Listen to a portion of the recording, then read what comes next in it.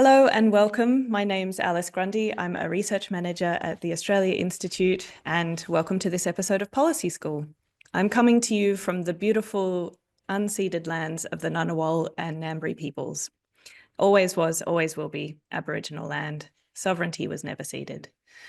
We're now up to the third class for Policy School, our fortnightly series, and in each session you've been hearing from policy experts from the Australia Institute who are taking you through the most important policy issues like fair tax, electoral reform, the Australia-US relationship, the housing crisis, and reducing greenhouse gas emissions.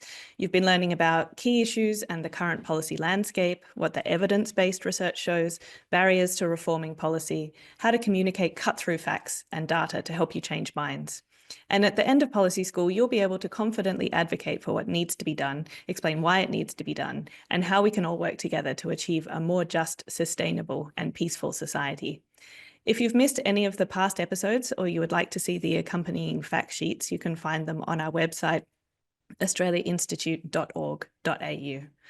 A few reminders: you can type in questions for Rod using the Q&A box, and you can upvote other people's questions if they've asked something that you're interested in as well.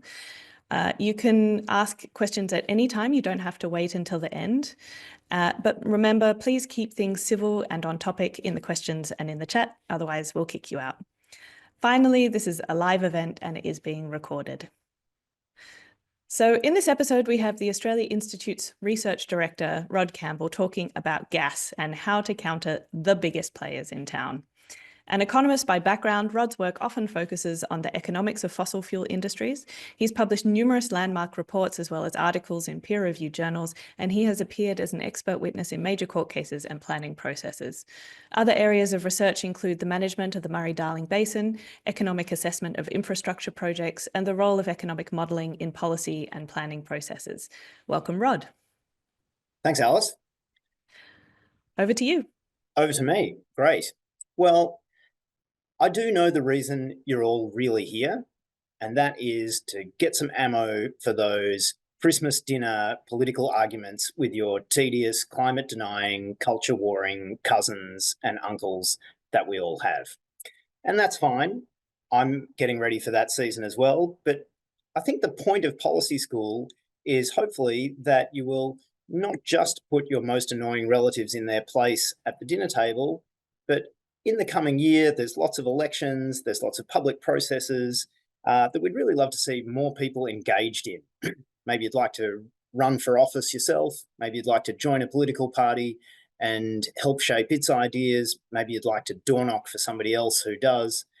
There's no shortage of ways that you can participate in Australia's great democracy in the next couple of years, and Policy School is about helping you do that. So practice on your relatives and then take it to the public. And of course, today we are taking it to the gas industry. So here, the first thing you could probably drop after entree at Christmas dinner is, hey, I think Australia should phase out the gas industry. And today's webinar will hopefully follow the structure that that conversation will go on to take. Just checking you can see my slides there, Alice. We're good. So here's how that discussion and today's webinar will probably go. Australia should phase out the gas industry, to which your relatives will ask why, and you respond, because of climate change. They'll ask, but will we run out of gas? And you'll say no. Will prices go up? Nope. What about jobs? You'll be able to confidently respond that there are hardly any jobs in the gas industry, and those that are actually a bit problematic. And then by then you will have broken the backs of their arguments. They'll say, but don't we get lots of money from the gas industry? They know they're clutching at straws there. No, Australia gets absolutely robbed blind by the gas industry.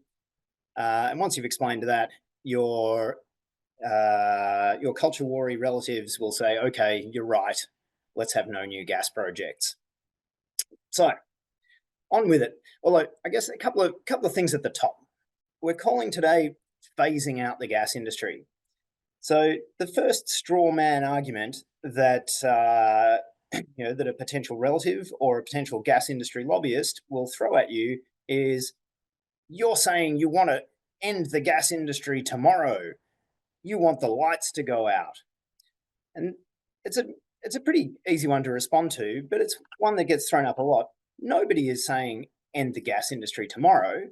Australia has approved gas projects to run out into the 2040s at least. We've got gas coming out of our ears.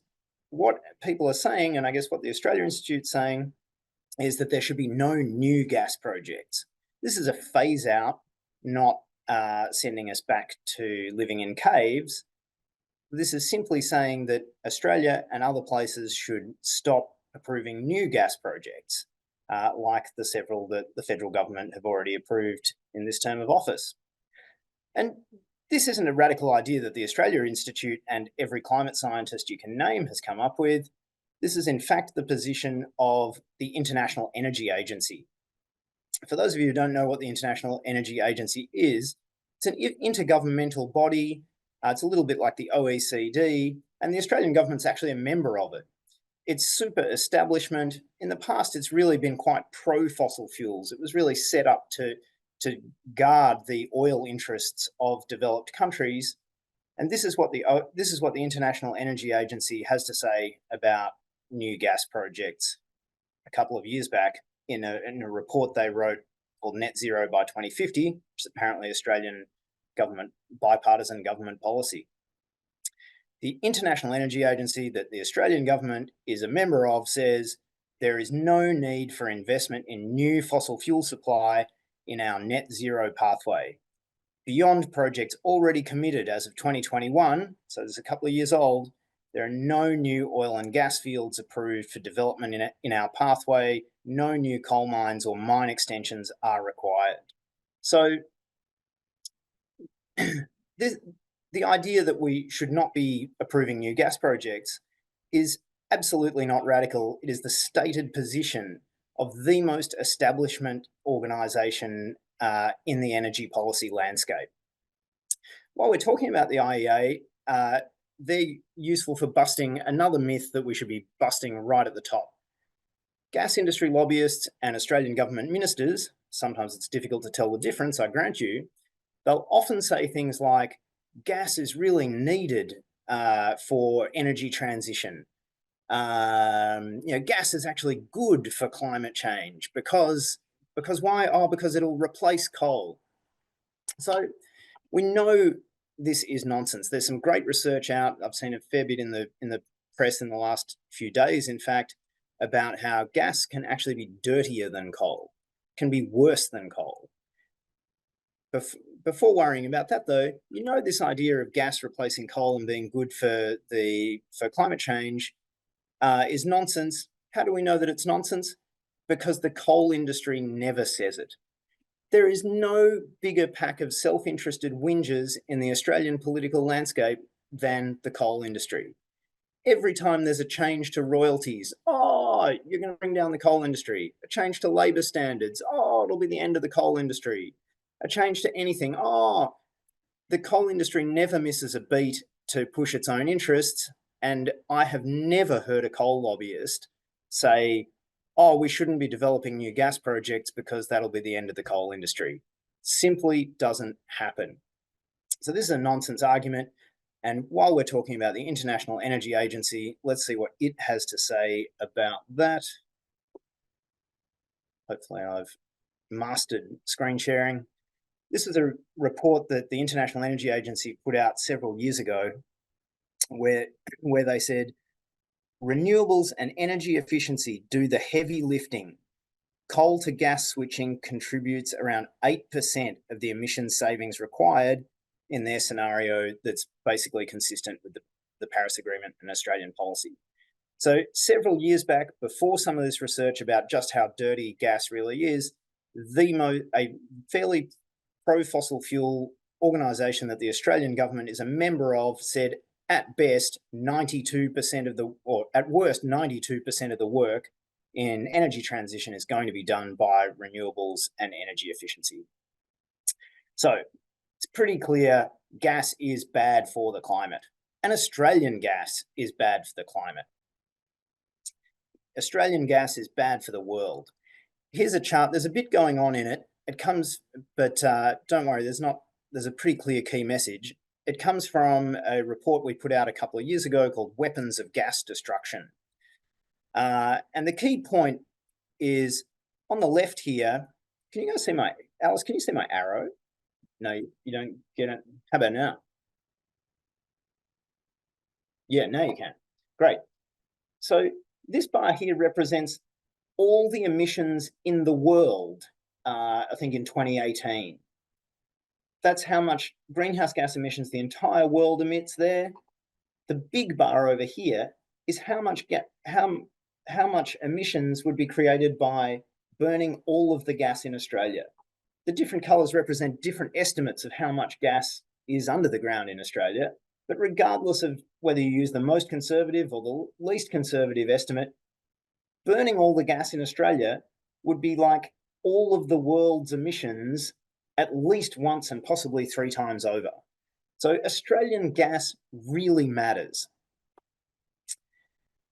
It doesn't just matter on the international scale. The gas industry's operations in Australia matter for Australia. In fact, it's been the expansion of the gas industry that is largely responsible for Australia's lack of progress on emissions reduction. How so?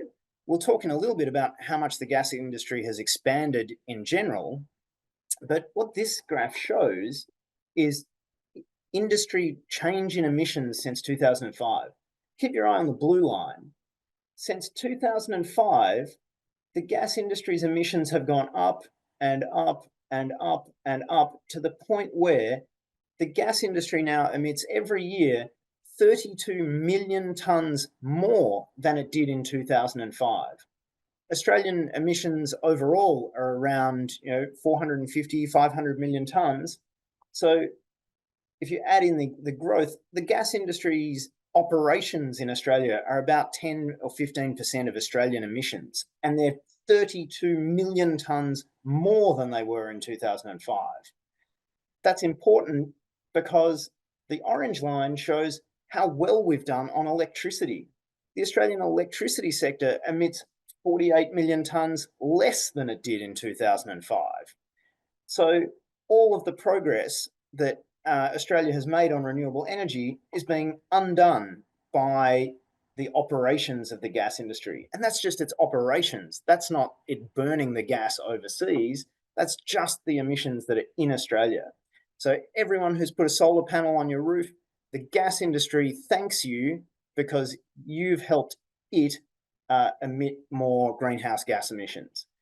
The gas industry is not solely responsible, but a large part of the reason Australia is failing on climate, even just operationally and in Australia. Why is this happening? The big picture is, of course, the gas industry has gotten vastly bigger. Gas production has tripled in Australia. So taking us back to your future Christmas dinner table conversation, we've dropped the bombshell. We've said we should phase out the gas industry in Australia. Everyone's asked why. You've thoroughly convinced them that the gas industry is a massive problem for climate change. And of course, the next thing they're going to ask is, oh, but won't we run out of gas? No. Australia produces 3 times more gas now than we did 10 years ago. Huge numbers of projects have been approved and will operate for the next decade or two, regardless of what happens. And so if we look at just how much this has, how much has gone up, the orange line here is Australian gas consumption. You can see that it hasn't really done anything. We'll talk about these dotted lines in a second, but gas consumption has been really flat in Australia for 30 years. Gas production has tripled since 2010. And why? Because we export it all. You see this curly bracket here, that is how much we export. That is gas exports in Australia. It's 3 times more than the gas we actually use in Australia. So you see headlines sometimes of, oh, we're going to have gas shortages in Australia. Nonsense. The only reason we could possibly have a gas shortage in Australia is because we allow major international gas corporations to export it all. Just on this little dotted line here, the dotted line that I've created here is Australian gas consumption less the gas consumption of the gas industry itself. The gas industry uses vast amounts of gas to process its exports. We'll talk about it a little bit later, but basically they run to export gas, they have to put it on a boat. To put it on a boat, it has to be turned into a liquid. To turn it into a liquid, they use these huge freezers. That's effectively what a liquefied natural gas terminal is. It's a big fridge, and those fridges take a hell of a lot of energy, to the point where the biggest gas users in Australia are the gas industry themselves. So there's no way Australia should run out of gas in total because we export so much of it. That doesn't mean that there isn't some legitimate discussion to be had about how do we get enough gas to where it's needed at the right times in Australia. We might go into it in questions, but there are some policy issues around pipeline capacity, around gas storage, and around reducing gas demand that really need to be had in Australia, but they need to not be cover for the gas industry pushing its own interests and expansion plans. We put out this report, my colleagues Richard and Matt put out a great report going into these issues in some depth, which I recommend if you're interested in some of those how to get gas where it's needed in Australia issues. And spoiler alert, the answer is not gas imports into Australia, and it's not new gas projects. There's some sensible things that Australia can do to make sure that there's more than enough for us Australians from the vast amount of gas that we produce, or that gets produced in this country. So we've dropped the bombshell that Australia should phase out the gas industry. Why? Because it's a massive climate problem. Won't we run out of gas? Of course not. We produce so much gas, we export so much gas. With basic policy tweaks, Australia can have enough gas for decades. What comes next? Sorry, I'm just channeling my my relatives here. But won't gas prices come up? Won't gas prices go up a lot? Won't we have to pay a lot more if we stop having new gas projects? Absolutely not. As we saw in the last slide, Australia produces heaps of gas. In fact, what has pushed up gas prices in Australia has been the export of gas. Let's have a quick look.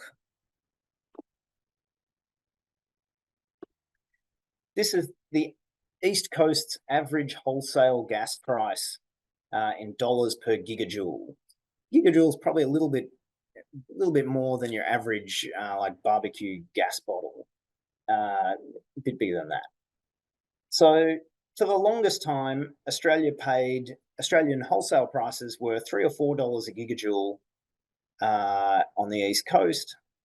And it was only when Australia started exporting gas from the East Coast, from Gladstone in Queensland, in end of 2014, start of 2015, that prices really started going up. Now, again, you'll hear from the odd gas industry lobbyist and Australian government minister, the economics tells us that the only way to bring down gas prices is more supply. And, if you cast your mind back to Economics 101, there's a certain prima facie appeal to that. If there's more gas, we'll pay less for it. But as we can see here, as we've seen in the last few slides, Australia produces more gas than ever before, 3 times more than ever before, yet we're paying more for it than ever before. And why is that? It's because while supply's gone up, by joining the world market by exporting gas, gas companies in Australia now have the option of, do they sell to Australians for the traditionally low price, or do they sell to international customers for the international price? Of course, they sell for the higher price. So supply has gone up, but demand, by joining to the world market, effectively, Australia is part of the world market. We now have the entire world's demand to deal with. So by linking the Australian gas market to the world market, we now pay world market prices, and without policy intervention, there's nothing we can do about that. More supply is not going to bring that down. So we're linked to the world market, and this is a really key point that I don't think gets made enough in Australia. This was the goal. This was the gas industry's stated intention. Let's have a look at what gas company Santos told investors in 2014. There's a bit of jargon in here, but bear with me.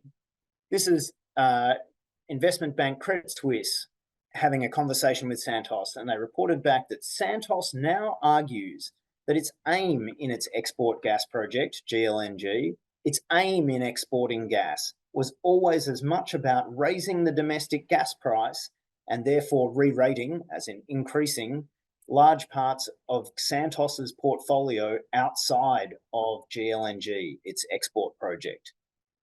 It was as much about increasing Australian gas prices as it was about the project.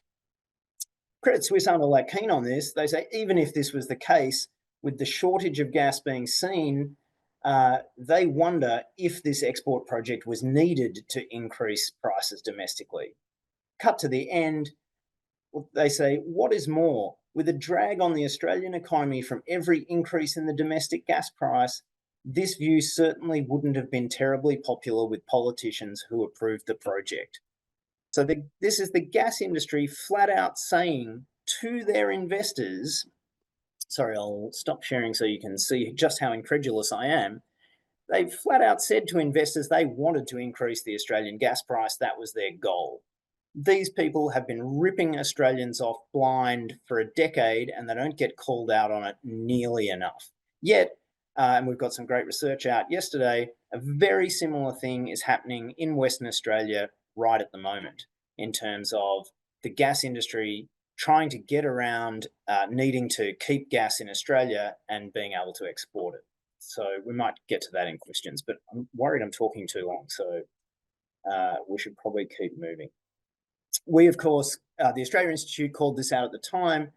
Here's, if you go back into our archive, it's easily available on the website, look for Cooking Up a Price Rise, about how the gas industry and its export plans aimed to push up prices. And this had some great coverage. It was really influential at the time.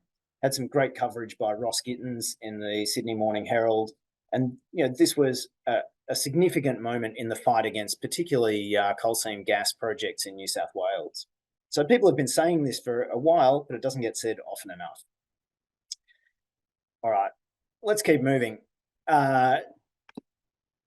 Jobs. There are virtually no jobs in the gas industry. It is one of the smallest employing industries in Australia, depending on how you define it.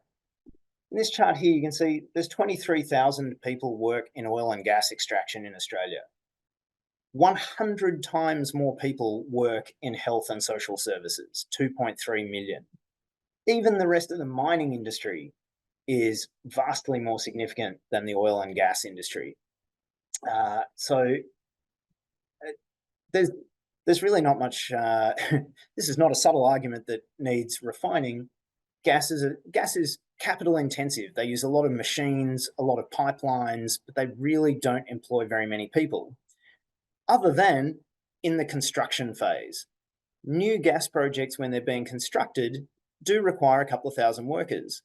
That's not a big deal for national employment overall, but what it is a big deal for is all of the similar engineering and construction projects that Australia says we want. We hear governments all the time saying, oh, we might have to abandon this nice railway line we're going to build for you because we can't get the engineers and construction firms. Well, if we have 100 fossil fuel projects trying to be developed in Australia, guess where we could easily get a couple of hundred or a couple of thousand mining and construction and engineering workers from. So again, we put out a report on this, how fossil fuel investment is crowding out roads and renewables. Go and look that one up. Had some great coverage from Alan Kohler in the New Daily. So there's no jobs, but what about the money? Doesn't Australia get a lot of money from gas? Well, let's have a look. This chart here, it shows gas industry revenue in Australia since the late 80s. And you can see things ticked along okay through the 90s and into the 2000s, and then things hang on, really Rod, we don't have that one. Oh, sorry, I forgot to hit share. Good one. Thanks, Alice. We good now? All right. So late 80s through the 90s, things ticked along, and then boom, the gas industry has gone from about $10 billion a year in revenue to hell's bells, $80 billion in revenue. Let's look at the blue line, Australian government revenue from oil and gas. Whoa, stayed pretty low, slight bump. It's never gotten above 10 billion. And in fact, Australia collected less in PRRT in 2020, and I can't remember the numbers, in 2022 than it did in 2001. That's in the sheet in detail. It doesn't have to be this way. Look at the same chart for Norway. Early on, pretty similar. Then every time the gas industry has expanded and had a boom in Norway, the Norwegian government has pocketed the vast majority of that boom. Australia has let tens of billions of dollars into the hundreds of billions of dollars in potential revenue out the door and into the pockets of multinationals because of policy settings. This is a choice that the Australian government has made, conversely, that the Norwegian government has made. So what's happened? It's been a big part of it has been a policy choice, particularly shifting from royalties to the implementation of the petroleum resource rent tax. We'll talk about this in a minute. But also, the Australian industry has changed. This is a really key point. We've gone from back here in the 80s, 90s, early 2000s, having an industry that was really about piping gas around Australia. And it's shifted to being an industry that turns gas into a liquid and puts it on a boat and sends it to Asia. And this change in focus of the industry without proper changes in policy has resulted in the debacle of Australia missing out on hundreds of billions of dollars of revenue. We've put out a fair bit on this. Go to our report, The Great Gas Giveaway, to learn how Australia has 10 facilities that export gas as liquefied natural gas. 6 of these projects, 4 of the 5 operating in Western Australia, and both of them in the Northern Territory pay no royalties, either state or federal. So let's just back up for a second. A royalty is the Australian public owns the gas in the ground. And so for gas companies to sell it, they need to buy it from us first. And that's what a royalty is. It's a payment to acquire the resource that the public owns so that the gas companies can sell it. Back in at the end of the 1980s, the federal government decided royalties might put people off from investing in new oil and gas projects. And so instead of having a royalty regime, they would give the gas away for free, that's fine, and then when they would have a profits tax or a rent tax. Rent in this context really just means profit. It's a bit of an economics jargon word, but when you hear rent and it doesn't seem to mean what you have to pay to your landlord, when an economist says rent, they're really talking profit. So the petroleum resource rent tax went in instead of royalties, but it clearly doesn't work. That's not just me saying that. Let's go back to see what Federal Treasury says about Australia's resource rent tax. Got that one?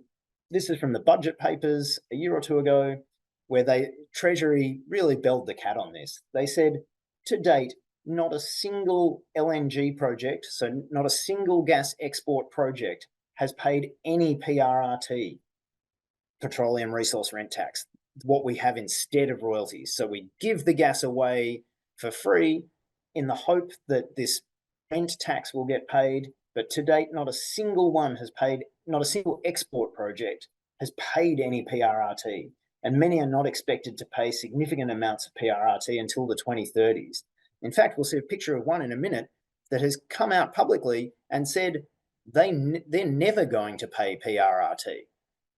They've worked it out so that they will never pay a cent in PRRT, and all of their gas will be given to them for free.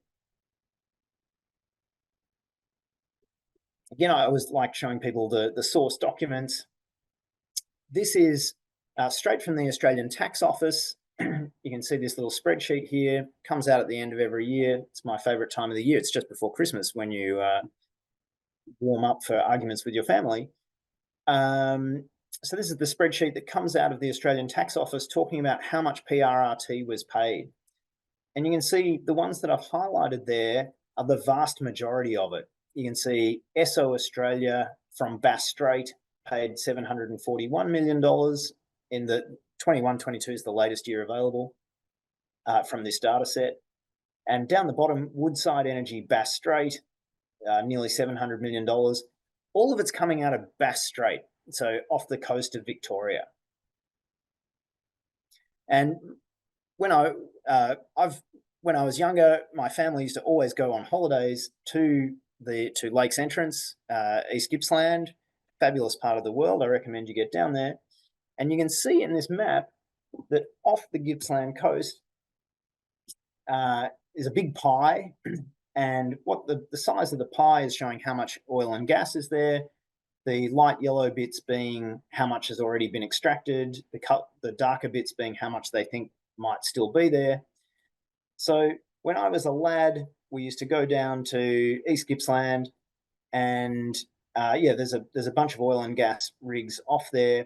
And in all the time I went there, I only met one person who worked on the oil and gas rigs, and I've never met another one since then, which just goes to show you what unicorns these people are and how few jobs there are in the gas industry, because I've met quite a few people. I've only ever met one person who works on a gas rig. Go through your own phone contacts and see how many of them work in the gas industry. Not very many. So when I was a lad, this is basically what the gas industry in Australia looked like. It was Bass Strait, and you can see up here, Cooper Basin in the northeast of South Australia, and all these red lines are pipelines around Australia.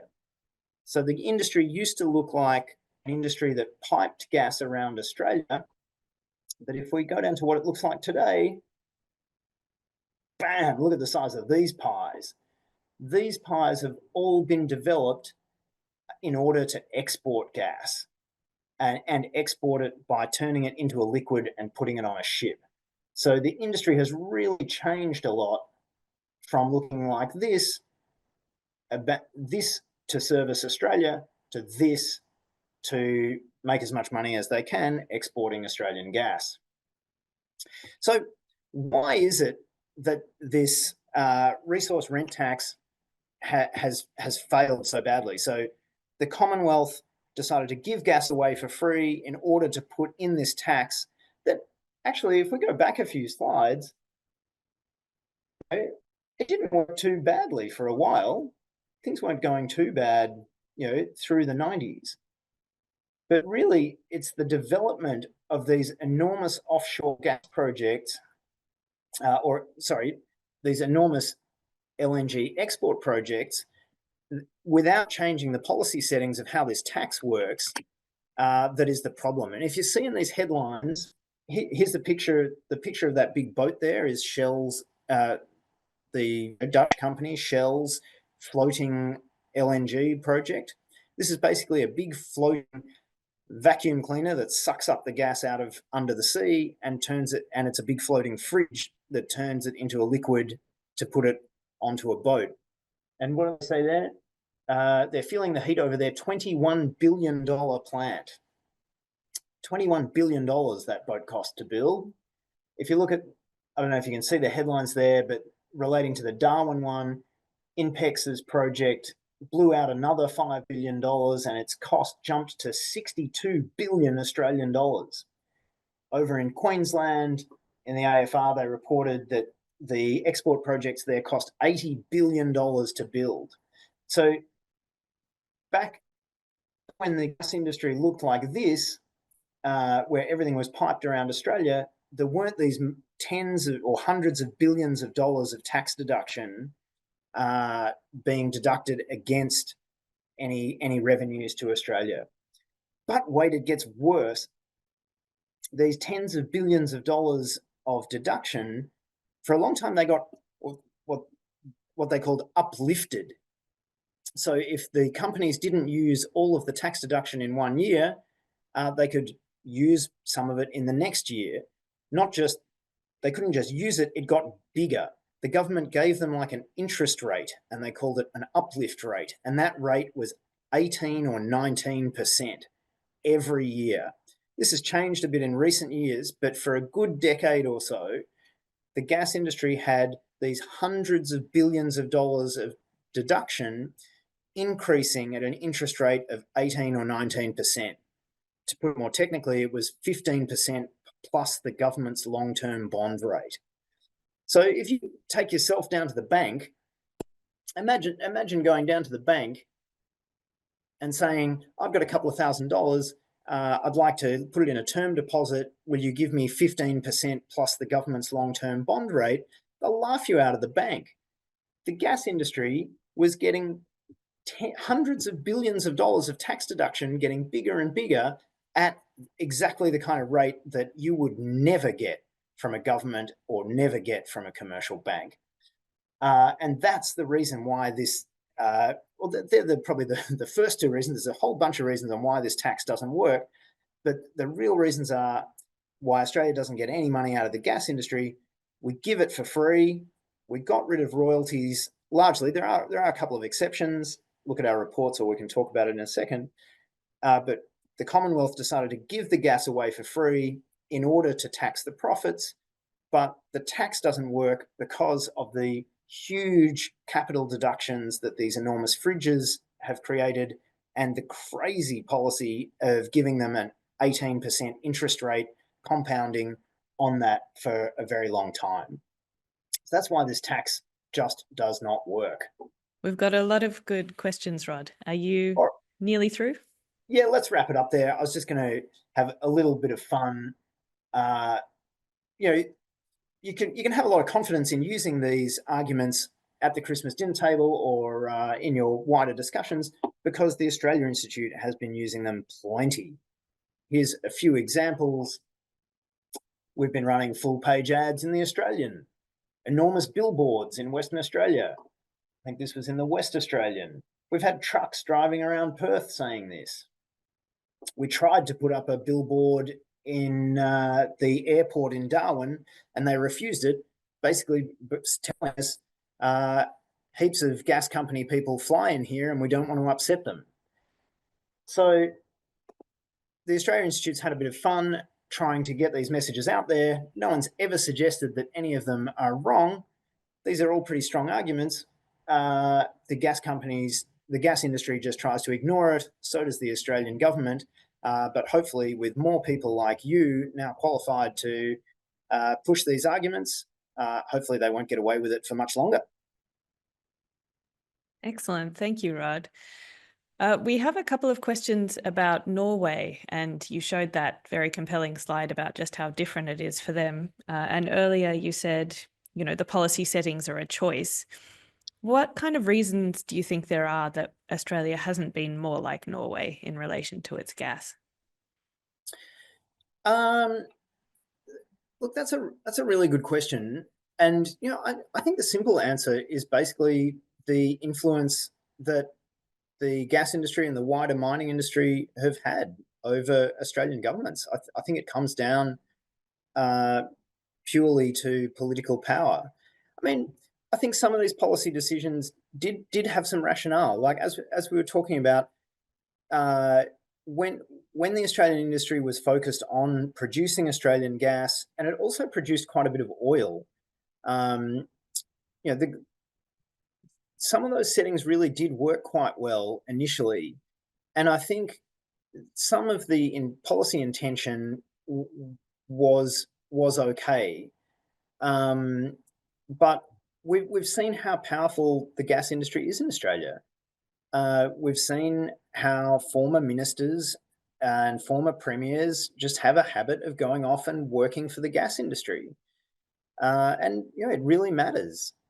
Uh, Political power is real, and so all the economic arguments you like can be thrown up, but unless you're taking into account political power and measures of power, then you can't really explain anything. So the fact that the Darwin Airport would refuse our billboard, and refuse our money, we were trying to pay for it, speaks to the power of the gas industry. The fact that the Western Australian government has ridden roughshod over its own EPA in order to placate Woodside speaks to the power of the gas industry. So, it really, the fact that the former federal minister for resources, Ian Macfarlane, went off and worked for Appia, the gas lobby group.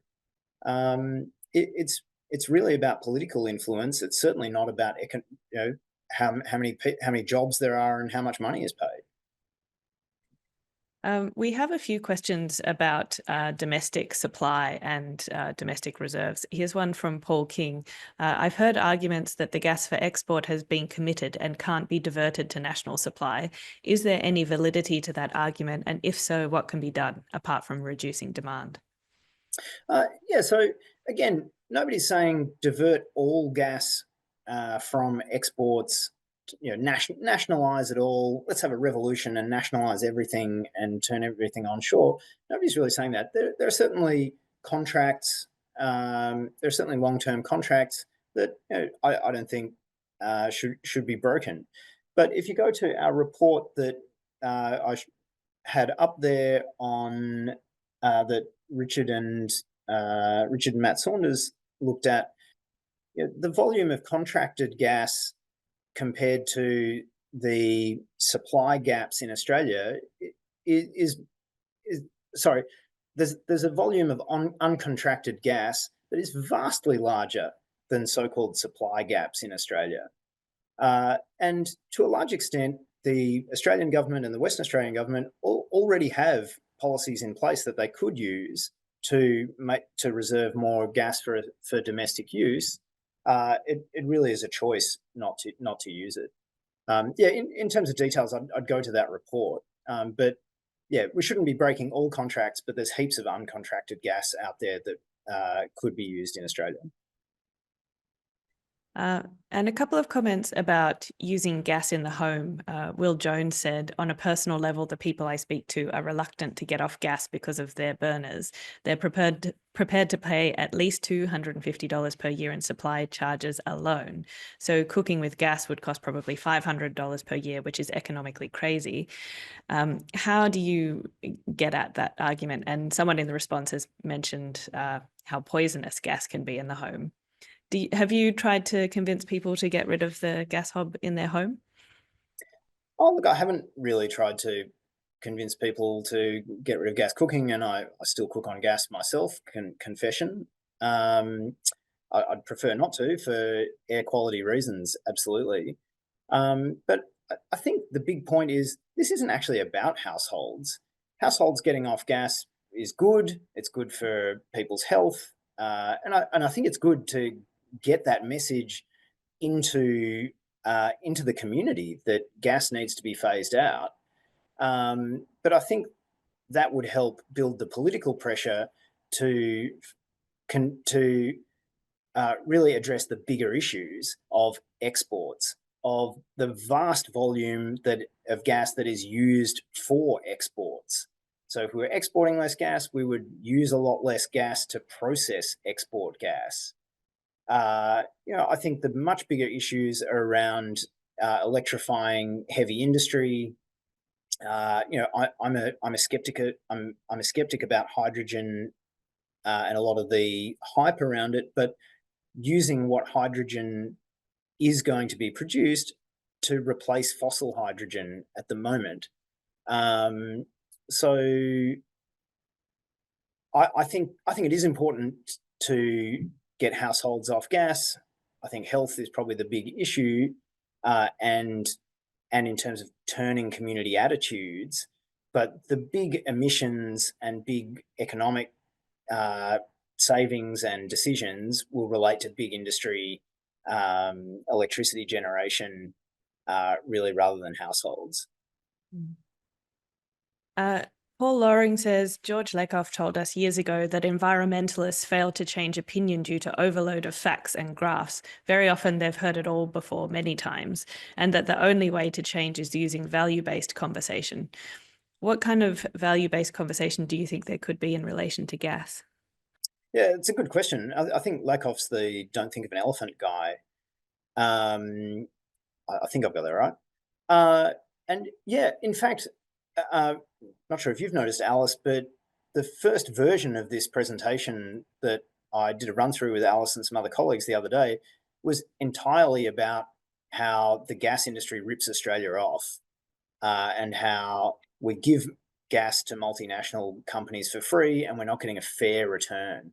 And that if you believe in fairness and you believe in paying the owners of resources a fair price, if you're into property rights, a lot of those are pretty conservative values, then you should be cracking down on the gas industry. We should be taxing them more. We should have a proper royalty regime. We should be fixing the PRRT. We should have a whole lot of other policies in place, because Australia's getting ripped off by the gas industry. We're being ripped off by multinational corporations who, as we saw in one of those slides, like flat out tell their investors that their goal is to rip off Australians. So in terms of values, I totally hear you. All the graphs in the world aren't going to change some people's opinions. But if you think Australians deserve a fair go, or a fair payment for Australian gas resources, then that's the avenue I'd be taking. Chris Truman asks, Pollies talk about sovereign risk when slowing gas exports is discussed. Can you talk about that? Oh, I'm not sure what Polly has talked about, but sovereign risk,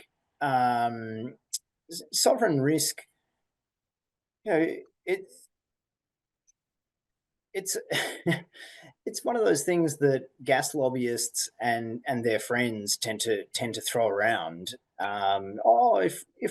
If we do anything that the gas industry doesn't like, or other industries as well, it's an industry lobbyist term of, if you don't lower the company tax rate, there'll be sovereign risk. Or if you make any kind of policy change, if you have decent labour standards to ensure workplaces are safe, maybe no one will invest here. Think of the sovereign risk. I don't really take any, for me, sovereign, as soon as I see sovereign risk in a newspaper article or something, it's usually in the Financial Review. To me, it's a big red flag that whoever's using this term is trying to pass off the public in their own interest as the public interest. In relation to gas, and what the Norwegian experience shows is, if there's profit to be made, then the gas industry will invest and develop resources there, no matter how hard they're taxed. As long as there's still a few $million for them there, they'll invest. That's what the experience in Norway shows. And yeah, if you read, there's a great book by Paul Cleary called $1 Trillion Baby, about Norwegian gas policy and the Norwegian Sovereign Wealth Fund. And the oil and gas industry tried all the same tricks there. I'm sure they said sovereign wealth, sovereign risk, and the Norwegians stared them down. And that's where we got to. In some of our papers, we look at Qatar as well. Qatar exports a broadly similar amount of oil and gas to Australia, a little bit more, but they get 6 times the revenue that Australia gets. So there are places that stare these people down, and what do you know, that they still invest. Look at the coal industry in New South Wales, in Queensland. They've been screaming blue murder at the Miles government for increasing coal royalties, screaming, "Oh, we'll never invest again." Sorry, I was about to swear. It's nonsense. BHP that's led this charge against the Miles government, saying, "Oh, we'll never invest here again. Think of the sovereign risk." They are expanding their coal mines in Queensland. So yeah, sovereign risk. It's a lobbyist term. Ignore it. We haven't had Polly's session yet, so she might go into that as well when we have her policy school episode. Into the future and heard what Polly's going to say, and come back with the good word. Back, yeah. This is the last question that we'll have time for. I'm sorry that we won't be able to get to everyone's excellent questions.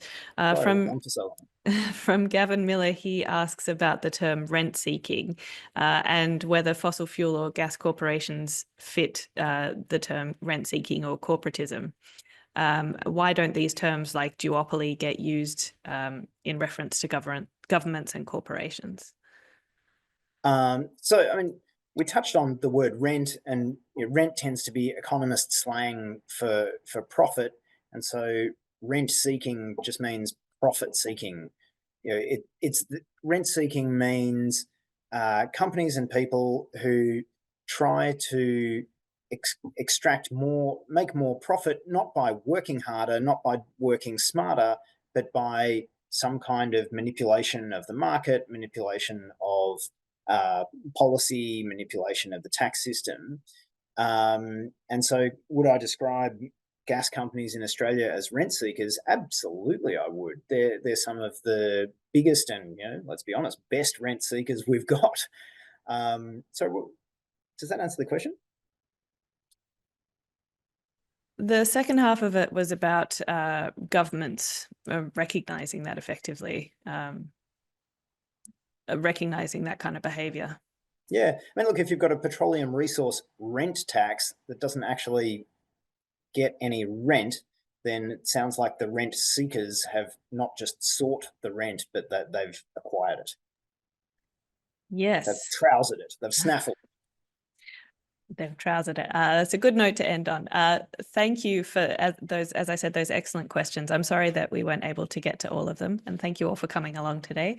We look forward to seeing you next time. Our webinar on 31 October is going to be about no safe seats. What does the declining major party vote mean for Australian elections? And for that one, we'll be joined by Richard Dennis and Bill Brown. Don't forget to subscribe to the Australia Institute on YouTube to catch all of our webinars. You can also subscribe to our podcasts, Follow the Money, Dollars and Cents, and After America. And if you have any follow-up questions, you can email us, mail@australiainstitute.org.au. Please put Policy School in the title. Thank you, Rod, and thank you all for coming. We'll see you next time. No worries. Thanks for watching. If you enjoy our videos, make sure to subscribe and hit the bell button to get notified when we publish a new one. See you next time.